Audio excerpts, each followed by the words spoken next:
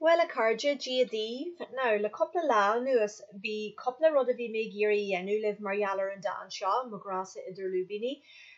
Two things I was looking to do with you over the last few days.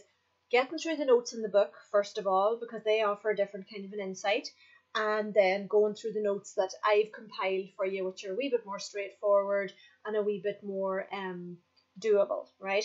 So I'm going through the notes in the book. You do not have to learn the notes in the book, obviously. Stick to my notes, that's more kind of achievable, but I do need to go through the notes in the book with you because it's heavy enough going, you know. I can't just say, read whatever page. So, Teicnící Fileata, which these are poetic techniques. So far, we've talked about the Mohukain and we've talked about the Teicnící. Shana Teicnící Fileata, so the likes of grand, soul, symbolism, maffer, metaphors, madrupt, meter, things like that.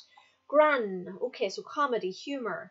Fector mage suntasach, Teicnící Fileata Sedan shot, we see a mage suntasach, a remarkable amount of Teicnící Fileata Sedan. Is an technique is mo usaj and gran, but the biggest of them is gran, comedy, humour. Ta ironig bunchla tegel and Dáin. There's an irony to the title of the poem, Maratama Ghrá-sa Idir Lúibíní. Tugan and tegel lefis gur and Dan. We've seen this several times now. So the poem gives us to understand that this is a satire, an air, agus goel mage ari hes, sonulachta, ag buinch leis dan, and there's a certain amount of cynicism going with the poem, like it's kind of tongue-in-cheek. Tan filla ag eru an notion conventiony, noswer than gra.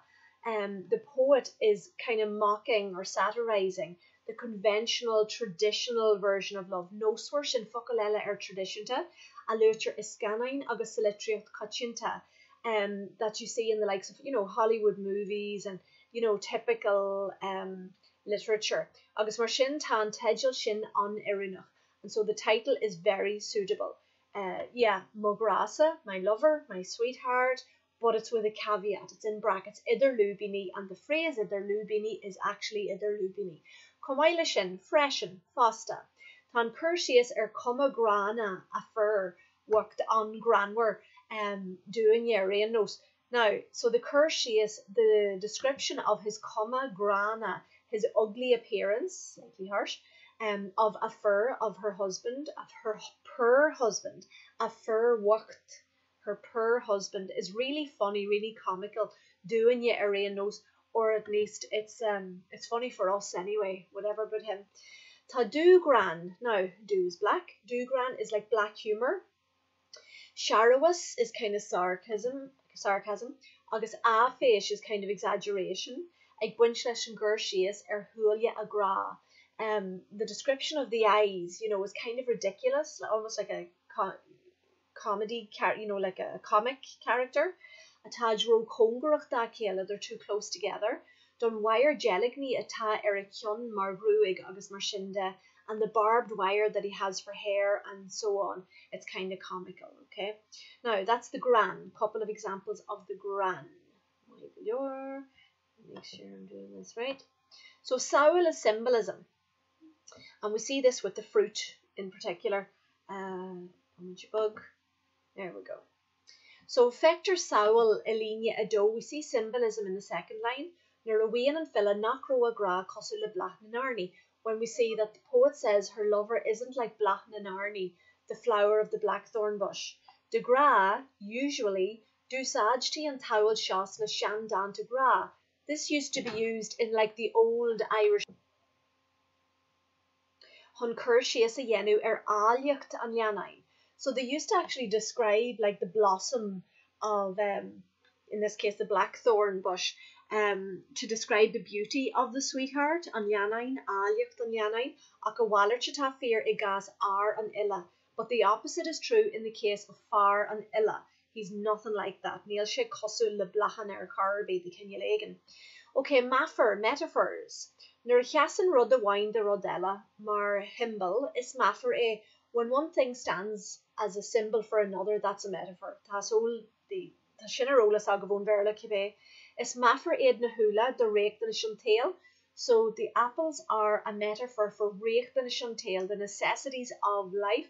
Tishal ginnaja. Agus shasan na kera finuna the hoana and tail. And the grapes, even better than the ula, stand for Soana and Tail, the luxuries of life. Tishim Genejukarish. Tugan and verse Jeranach Lefistuin, and the last verse kind of says to us, Godogan a far reactanish and tail Donilla, that he gives her reactanis and tail, the necessities of life, mar occur to renewal le maffer renewal, and that's represented by the ula. Tugan she soana and tail di initius arish, and he also gives her soana and tail the luxuries of life, and nishis arish o am gaham, nuravain she in ya eve when he's in good form, nuravain spin my hair. Mara le reacher le maffer negare finuna, as is portrayed with the metaphor of the care of finuna. Michael, you're the grapes. Now, Taggarty done do gumaleshgil kaimishina yeshu. Right, Taggarty done dual ra, so references to dual ra, nature, agus nahiawan and a picture Sudan. Mara play Hanafin, as we said before, usajter anna huj eawana a land picture. Agus Taggarty done nader Sudansha, and references to nature, nader shin fokalella dual ra. Shasan blachna narni, agus an Taggart the glisha kjol were dalyat and dinya.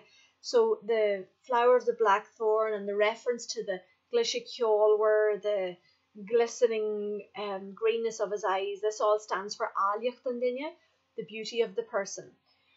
Is Taggarty aid done Kershias alyacht and yanain sna shan howrain Ghrá-sa. So these are all Taggarty references to the beautiful description of the loved one in the shan howrain Ghrá in the old Irish love stories, and Rud tradition to a renew Samhlaíocht. Jenan and Philip comparage Yultuk either gruig Ilyanan, she makes a comparage Yultuk, a negative comparison. Either gruig a fur Kela, agus wire jeligni, barbed wire. Jeran she go will she cosul le wire jeligni. Usajin she turhi on nader nos ul agus care finuna mar eawana the reactanish nabaha, and she uses turhi, the fruit of nature nos cosul le ula agus care finuna, and this is an image of reactanish nabaha, the necessities of life, agus soana and tail, the luxuries of life. Is aids in the ruddy a hugan lianan and nilla di, mar is dinya flyhule de rare jalro, the rare cosulukta. So these are the things that lianan on illa, far kela on illa, things that he gives to her, because he's a dinna flyhule, a dinna feel, shin fukalella or feel. He's a generous person, the rare jalro, so it would seem. Michael, anish madarucht and Dáin, agus frittle and Dáin. Now, Bisha agin Hanafin, madarucht is meter, and frittle is na fokala usajin and filla, basically. So seer versiach the tasadan. Most of your poetry is seer versiach, free verse. Talian na linchus na versi randomach. The amount of lines in the verses is random. Agus talian na shilly and ngach linya randomach freshen. And the amount of shilly syllables in every line is random as well. Now that's not always the case. Sna shan danta, sa shan iliocht. It used to be a lot more regimented. And there was a rihim realta a gull na linti, agus na focal of an usage ganilla. So not always the way, but saniliac nua, I'm sure in more modern poetry it tends to be seer versiacht. Tan frittle simply, so the diction is na focal, I should simply, of Jenan and Phila Taggart, there it is again, reference, the Hermi on a shan dan to Ghrá. So she makes reference to terms from old Irish poetry, the love poems. Blach na narni agus nonini, very romanticized kind of diction. Fecum which rhyme yeri sedan in Achana. We see end rhyme in the poem in Achana in places. Actashe an skilcha, but it's very kind of it's scattered about the place. Now you can go through it and kind of compare this, and it'll make more sense to you as you're looking at the poem. Saked versa arni nonini. See the I fada? Idir linia dog is a tree, Dara versa, Sualya, Kelia, the ILE, August idir linia dog is a caher, Satria versa, Gruige, August Jeligni. They're just kind of similar, you can see the G's there. Neil Achsampla wine denuum Sudan, there's only one example of alliteration. So in English that would be Coca-Cola, baked beans, Sashina linia tree jig, ma slim is shiada, if silk is smooth. Now, I'm going to go through in a separate tutorial the notes that I'm giving you to learn for Monday. I'll come back to you, alright? Gur